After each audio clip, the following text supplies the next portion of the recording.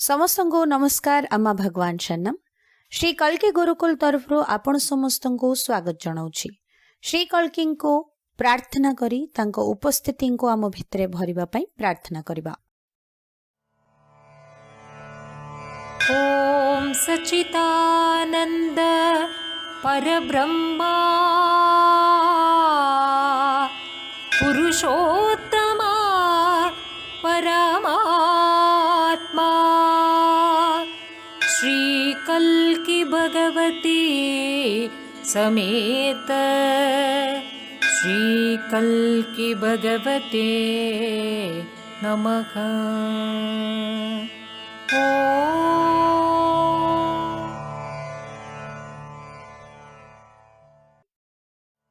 धीरे आखि खोलंतु। श्री अम्बा भगवान अनेक वर्षरु देथिबा अनेक ज्ञानसूत्र को धर्म नामक वीडियोस माध्यम रे यूट्यूब रे उपस्थापना करा जायछि। सेथिरु आज आमे धर्म 23 नंबर रे थिबा टीचिंग को जानिबा चलंतु। प्रतिदिन सारा विश्व रे श्री कल्की को द्वारा अनेक चमत्कार घटुछि। चमत्कार गुड़िक प्राकृतिक सिद्धांतर विरुद्धाचरण करती नाही, सेगुड़िक उच्चतर सिद्धांत अनुजाई हुए। चमत्कार आमु मानंकु मनर कबलरू मुक्त करिबा पई घटे। एठारे श्री परम ज्योति आम्मांक रूप नेबा आपण देखि परिबे। श्रीमूर्ति रे आम्मांक रूप ज्योति रूप रे परिणत हो जाइछि। श्री भगवानंक दिव्य संदेश को वर्तमान सुनिबा।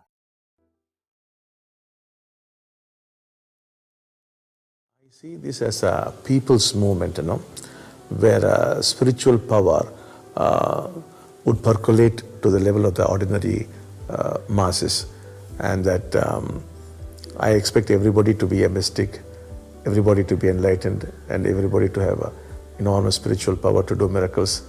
So I believe that we will be creating a world where there will be no spiritual hierarchy, where everybody is his own guru and everybody is his own Shishya. I think we are heading for that. प्रश्न आमे को दिगो को जाउछु? श्री भगवान जणैले मु एहाको लोकमानंको आंदोलन रूपरे देखुछि। जेतेबेले लोकमानंको भितरे आध्यात्मिक शक्तिर जागृति हेबो, जेउठी समस्ते जणे मिस्टिक हेबे, आलौकिक जिनिस को जे देखि पारंती, समस्ते जीवन मुक्ता हेबे, समस्तଙ୍କ भितरे आध्यात्मिक शक्ति रहिबो चमत्कार करिबा पई। मु एमिति गोटे दुनिया सृष्टि हेबो बोली विश्वास करूछि, जेउठी कोनोसी प्रकार स्पिरिचुअल हायरार्की रहिबो नाही। समस्ते एमिति स्तर को पहुँचिबे, से निजे निज पई गुरु हेबे, से ही तांको शिष्य मध्य हेबे। मते लागुछि आमे समस्ते सेई दिगो को अग्रसर हेउछु। जणे जीवन मुक्ता जीवन को केमती बंचंती? The awakened one responds to circumstances. The unawakened one creates circumstances. जणे जीवन मुक्ता परिस्थिति प्रति स्पंदित हुअंती। मुक्ति न पाइथिबा व्यक्ति परिस्थिति गुड़िक सृष्टि करंती। गौतम बुद्धा जेतेबेले गोटे ग्राम रे भिक्षाटन करिबा पई जणक घर को पहुँचिले, से लोक तांकु नाना प्रकार कथा सुनेले। तमे जणे अलसुआ लोक, काम करिबा को चाहुना, अन्यंक परिश्रम फल को मागी नेउछ। गौतम बुद्धा विचलित न हेई सेमिति तांकु अनेले, तापरे परवर्ती घर को जाइकी भिक्षा मागिले। मुक्ति पाइथिबा जणे व्यक्ति तांका अनुभूति कहउचंदी। बस रे जाउथिबा समय रे पर्स हजिगला, से चोरी करथिबा लोकंकु मध्य धरि पारिले, तांको सीधा जाइकी पुलिस पाखरे पहुंचे देले। ए पूरा घटना रे तांको अंतर रे कोनोसी विचलित भाव अशांति नथिला। से मुहूर्त रे तांको जहा करिवार थिला ताहा करिले। जदि मुक्ति पाइबा पूर्वरु ए सब घटितांता, से कहिले तांको भितरे ते साहस को से अनुभव करि नथांते। ए सब काहार प्रेरणा नेकी बा कोनोसी योजना करिकी करि नथिले। तांको सहित तांको सांग मुक्ति न पाइथिबा अवस्थारे ए सबु देखि भारी खुशी हेले। से मध्य भाबुथिले मु भी जदि एमती किछि परिस्थिति रे पड़िबी, मु भी एमिति तांको धरी देबी, मु भी एमती ସାହସର ପ୍ରଦର୍ଶନ କରିବି। କିଛି ମାସ ପରେ ସେ ପତି ପତ୍ନୀ ବସ୍ରେ ଯାଉଥିବା ସମୟରେ ତାଙ୍କ ପର୍ସ ଦେଖାଗଲାନି। ଜୋର ସେ ଚିତ୍କାର କଲେ, ଚୋରି ହେଲା। ବସ୍ରେ ଏତେ ଭିଡ଼ ଥିଲା। କିଛି ସମୟରେ ତାଙ୍କ ପତ୍ନୀ ଅନ୍ୟ କେଉଁ ବ୍ୟାଗ୍ରୁ ତାଙ୍କ ପର୍ସ ବାହାର କରିକି ଦେଲେ, ଯେଉଁଠି ସେ ରଖିଛନ୍ତି ବୋଲି ଭୁଲିଗଲେ। ବସ୍ରେ ଥିବା ସମସ୍ତେ ତାଙ୍କ ଉପରେ ଚିଡ଼ିଲେ। ମୁକ୍ତି ନ ପାଇଥିବା ବ୍ୟକ୍ତି ପରିସ୍ଥିତି ଗୁଡ଼ିକ ନିଜେ ସୃଷ୍ଟି କରନ୍ତି। ଟାଇମଲେସ୍ ଇନସାଇଟ୍ସକୁ ଦେଖିବା। ଅର୍ଥହୀନତା ଏବଂ ଉଦ୍ଦେଶ୍ୟହୀନତାରୁ ଦୁଃଖ ଉତ୍ପନ୍ନ ହୁଏ। ଶ୍ରୀ ଭଗବାନ କୁହନ୍ତି ଜୀବନରେ 3 ପ୍ରକାରର ଦୁଃଖ ଥାଏ। ଶାରୀରିକ ଦୁଃଖ, ଯେତେବେଳେ ଆପଣଙ୍କ ଶରୀରର ଆବଶ୍ୟକତା ଗୁଡ଼ିକ ପୂରଣ ନ ହୁଏ, ରୋଟି କପଡ଼ା ମକାନ ବା ଆପଣଙ୍କ ଅସୁସ୍ଥତାରେ ଚିକିତ୍ସା ପ୍ରାପ୍ତ ହୋଇପାରୁନି, ତାହା ଶାରୀରିକ ଦୁଃଖ। ମାନସିକ ଦୁଃଖ, ଯେତେବେଳେ ମନର ଆବଶ୍ୟକତା ଗୁଡ଼ିକ ଯେମିତି ଭଲ ପାଇବା, ଗୁରୁତ୍ୱ ଚାହିଁବା, ସୁରକ୍ଷାକୁ ଖୋଜିବା, ସବୁବେଳେ ସୁଖକୁ ଅନୁଭବ କରିବାକୁ ଚାହିଁବା, ଏହିସବୁ ଯଦି ଆପଣ ପ୍ରାପ୍ତ କରନ୍ତିନି, ମାନସିକ ଦୁଃଖ ହୁଏ। ତୃତୀୟ ଦୁଃଖ ଆଧ୍ୟାତ୍ମିକ ଦୁଃଖ, ଯେତେବେଳେ ଆପଣଙ୍କ ଭିତରେ ଅର୍ଥହୀନତା, ଉଦ୍ଦେଶ୍ୟହୀନତା, ଜୀବନରେ ଲକ୍ଷ୍ୟହୀନ ହେଇକି ମୁଁ କାହିଁକି ବଞ୍ଚୁଛି, ଏସବୁ କରିକି ମୋତେ ମିଳିବ କ'ଣ? ଯେତେବେଳେ ଆପଣଙ୍କ ଜୀବନରେ ଆପଣ ବହୁତ କିଛି ହାସିଲ କରିଲା ପରେ ମଧ୍ୟ ଏମିତି ପ୍ରଶ୍ନ କରୁଛନ୍ତି, ତାହେଲେ ଆପଣଙ୍କ ଭିତରେ ଏକ୍ଜିଷ୍ଟେନ୍ସିଆଲ ସଫରିଂ, ଆଧ୍ୟାତ୍ମିକ ଦୁଃଖକୁ ଆପଣ ଅନୁଭବ କରୁଛନ୍ତି। ପରବର୍ତ୍ତୀ ଟିଚିଂକୁ ଦେଖିବା। ଈଶ୍ୱର ଆପଣଙ୍କ ପାଇଁ ବିଶ୍ୱାସର କଥା ନୁହେଁ, ବାସ୍ତବିକ ହେବା ଉଚିତ। ଶ୍ରୀ ଭଗବାନ କୁହନ୍ତି ଈଶ୍ୱରଙ୍କ ବିନା ମନୁଷ୍ୟ ଅନାଥ। ଆପଣଙ୍କ ପାଇଁ ଈଶ୍ୱର ଆପଣଙ୍କ ବାପା ମା, ଭାଇ ବନ୍ଧୁ, ଆପଣଙ୍କ ନିଜ ସମ୍ପର୍କୀୟ, ଆପଣଙ୍କ ପ୍ରିୟଜନ ହେବାର ଅଛି, ଯାହାଙ୍କୁ ଆପଣ ବହୁତ ସନ୍ନିହିତ ରୂପରୁ ଅନୁଭବ କରିବେ। ଯଦି ସେମିତି ଗୋଟିଏ ସମ୍ପର୍କ ଈଶ୍ୱରଙ୍କ ସହିତ ଆପଣ ଅନୁଭବ କରିବେ, ଆପଣଙ୍କୁ କେମିତି ଲାଗିବ? ଈଶ୍ୱର ଅଛନ୍ତି, ସେ ମୋତେ ଭଲ ପାଆନ୍ତି, ସେ ମୋତେ ଶୁଣନ୍ତି, ସେ ମୋତେ ପ୍ରତିକ୍ରିୟା ଦିଅନ୍ତି। ଏହିସବୁ କଥା ବିଶ୍ୱାସ କରିବା ନୁହେଁ, ବ୍ୟକ୍ତିଗତ ରୂପରୁ ଆପଣ ଅନୁଭବ କରିବାର ଅଛି। ଜଣେ ଭକ୍ତ ଶ୍ରୀମୂର୍ତ୍ତିଙ୍କୁ ନେଇକି ପ୍ରତିଦିନ କଥା ହେଉଛନ୍ତି। କୌଣସି ପ୍ରତିକ୍ରିୟା ନ ପାଇ ଗୋଟିଏ ସପ୍ତାହ ପରେ ଭଗବାନ ମୋତେ ଶୁଣୁନାହାନ୍ତି କାହିଁକି ବୋଲି ଭାବିଲେ। ଭଗବାନ ତାଙ୍କୁ ଉତ୍ତର ଜଣାଇଲେ, ତୁମେ ଏକା କଥା କେତେଥର ପୁନରାବୃତ୍ତ କରିବ? ସେ ଆଶ୍ଚର୍ଯ୍ୟ ହେଲେ, ଏତେ ଦିନରୁ ଭଗବାନ ଆପଣ ମୋତେ ଶୁଣୁଥିଲେ? ଭଗବାନ କହିଲେ, ପ୍ରତିକ୍ରିୟା ନଦେଲେ ଶୁଣୁନି ବୋଲି ଅର୍ଥ କି? ମୁଁ ସବୁ ଶୁଣୁଛି। କଳ୍କି ଶ୍ରୀ ଆମ୍ମା ଭଗବାନ ଜୀବନ୍ତ ରୂପରେ ଶ୍ରୀମୂର୍ତ୍ତିରେ ଥାଇକି ଭକ୍ତଙ୍କର ପ୍ରତ୍ୟେକ ପ୍ରାର୍ଥନାକୁ ଶୁଣନ୍ତି। ଦୈନନ୍ଦିନ ରୂପରେ ଯେଉଁମାନେ ଆମ୍ମା ଭଗବାନଙ୍କ ସହିତ ନିଜ ଈଶ୍ୱର ରୂପରେ କଥା ହେଇ ଚାଲିଛନ୍ତି, ସେମାନେ ଜାଣିଛନ୍ତି ଆମ୍ମା ଭଗବାନ କେମିତି ପ୍ରତ୍ୟେକ ମୁହୂର୍ତ୍ତରେ ତାଙ୍କରି ନିଜ ଲୋକ ହେଇ ତାଙ୍କୁ ପ୍ରତିସ୍ପନ୍ଦିତ ହେଉଛନ୍ତି। ଆପଣ କେଉଁ ପ୍ରକାରର ଈଶ୍ୱରଙ୍କୁ ସୃଷ୍ଟି କରିଛନ୍ତି, ତାହା ଉପରେ ଆପଣଙ୍କ ଜୀବନ ନିର୍ଭର କରେ। ଜଣେ ଝିଅ MBBS ବହୁତ ସଂଗ୍ରାମ କରିକି କଲେଜ ଫିସ୍ ତାଙ୍କୁ ପେମେଣ୍ଟ କରିବା, ପ୍ରତ୍ୟେକ ବର୍ଷ ଲାଷ୍ଟ ମିନିଟ୍ରେ ଗୋଟିଏ ବଡ଼ ସଂଘର୍ଷ, କିନ୍ତୁ ଶେଷରେ କେଉଁଠି ନା କେଉଁଠି ସାହାଯ୍ୟ ଚମତ୍କାର ରୂପରେ ଆସିକି ପହଞ୍ଚିଯାଏ। ଏମିତି ଗୋଟେ ପ୍ୟାଟର୍ନ ତାଙ୍କ ପାଇଁ କାହିଁକି? କାରଣ ସେ ବିଶ୍ୱାସ କରନ୍ତି ଈଶ୍ୱର ଏତେ ସାରା ସଂଘର୍ଷ ଆମେ କଲେ ହିଁ ଶେଷରେ ଆସିକି ସାହାଯ୍ୟ କରିବେ। ଅନ୍ତରରେ କେଉଁଠି ନା କେଉଁଠି ଗୋଟିଏ ଭୁଲ ଧାରଣା ଅଛି କି ଭଗବାନ ଏହିସବୁ କଷ୍ଟ ମୋତେ ଦେଉଛନ୍ତି। ଏଇ ଭୁଲ ଧାରଣା ଯୋଗୁଁ ସେ ତାଙ୍କ ଈଶ୍ୱରଙ୍କୁ ସେଇ ଭାବେ ପରିଭାଷିତ କଲେ କି ଶେଷରେ ଆସିକି ହିଁ ଈଶ୍ୱର ସାହାଯ୍ୟ କରିବେ, ମୂଳରୁ ଆସିକି ସାହାଯ୍ୟ କରିବେ ନାହିଁ।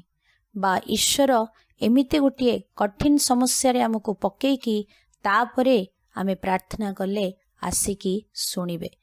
ଥରେ ଯତ୍ନଶୀଳ ହେଇକି ଚିନ୍ତା କରନ୍ତୁ, ଆପଣଙ୍କ ଜୀବନରେ ଆପଣ କେଉଁ ପ୍ରକାର ଈଶ୍ୱରଙ୍କ ପ୍ରତି ଧାରଣା ରଖିଛନ୍ତି? ଆପଣଙ୍କ ହୃଦୟରେ ଈଶ୍ୱରଙ୍କ ସଂରଚନା କେମିତି କରିଛନ୍ତି?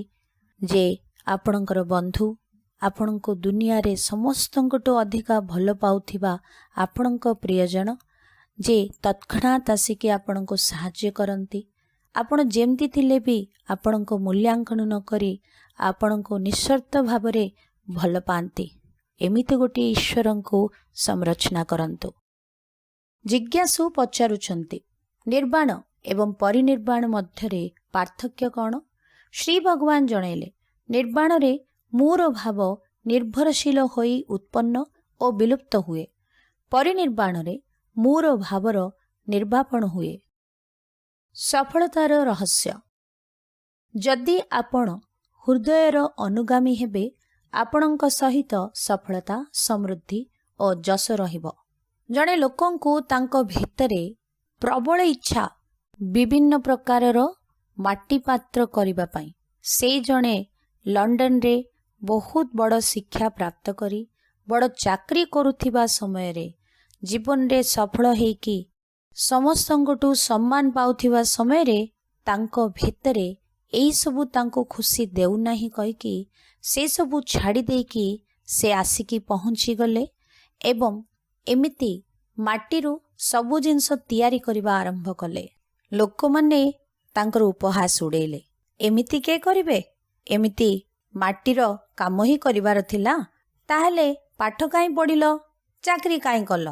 एई सबु कथा से न शुणिकी तांको कार्य निष्ठा सहित काम करिबा एवं सेइथुरु तांको जहा आनंद मिलुची सेइथरे खुशी रे रहिले। नियमित परिश्रम फलरे से जणे धनी व्यक्ति हेकी पॉटरी रो विभिन्न थीम्स से बहुत प्रकार रो डिजाइनिंग स्टार्ट कले। एक्सपोर्ट बिजनेस आरंभ हैला, से बहुत उच्च स्तर को पहुंची गले। आज तांको पाखरे सफलता कीर्ति प्रतिष्ठा समृद्धि सबु अछि जेहेतु से तांकर हृदयर अनुगामी थिले। परम ज्योतिंको चमत्कार को सुनिबा। मु भारतर कोलकातारू स्वर्णाक्षी। मो सहित एही चमत्कार 2021 मसीहा डिसेम्बर मास 29 तारिख रे घटिथिला। मु मोर आसुथिबा एक परीक्षा पाई फॉर्म पूरण करबाकू जाउथिली, मात्र रेजिस्ट्रेशन नंबर लेखा थिबा मो रेजिस्ट्रेशन फॉर्म को मु खोजी पाई पारु नथिली। फॉर्म टी को पूरण करि पारु नथिबारु मु बहुत चिंतित थिली। एहा गभीर भावे मोर शिक्षागत जीवन को प्रभावित करिवार आशंका मध्य थिला। जेतेबेले एहा मो सांग पाखरे मध्य नथिबा कथा मु जानिबाकू पाइली, सेतेबेले मु आहुरी अधिक विव्रत होई पड़िली। मो माँ मते श्री परम ज्योतिंको उपरे संपूर्ण भावे विश्वास रखिबाकू कहिले एवं सेमाने मते निश्चय साहाय्य करिवे बोली आश्वासना देले। मो सहित मोर पितामाता दृढ़तार सहित श्री परम ज्योतिंको दैविक हस्तक्षेप पाई प्रार्थना जणाइली। प्रार्थना परे परे हठात मु मो मोबाइल फोन रे एक स्क्रीनशॉट को देखि पारिली एवं से फोटो रे मो रेजिस्ट्रेशन नंबर मध्य लेखा थिला। एहा द्वारा मु परीक्षा पाई निजको रेजिस्टर करि पारिली। एहा केवल श्री परम ज्योति भगवती भगवान को दिव्य आशीर्वाद रो ही संभव होई पारिला। हे मोर प्रिय आमा भगवान, मोर शिक्षागत जीवन को सुरक्षा प्रदान करिथिबारु मु आपणको आंतरिक कृतज्ञता और कोटि कोटि भूमिष्ठ प्रणाम जणाउछि। मु आपणको बहुत भल पाए। चमत्कार को जेतेबेले आपण अन्यंक सहित बांटंती आपणक जीवन रे चमत्कार आहुरी अधिका हबो। चलंतु जहाँ भी एबे पर्यंत आपण सुनिले एई सबु आपणक पाई रियलाइजेशन हेबार अछि बोली एई समय रे आमे प्रार्थना करी भक्ति संकीर्तन रे भाग नेबा।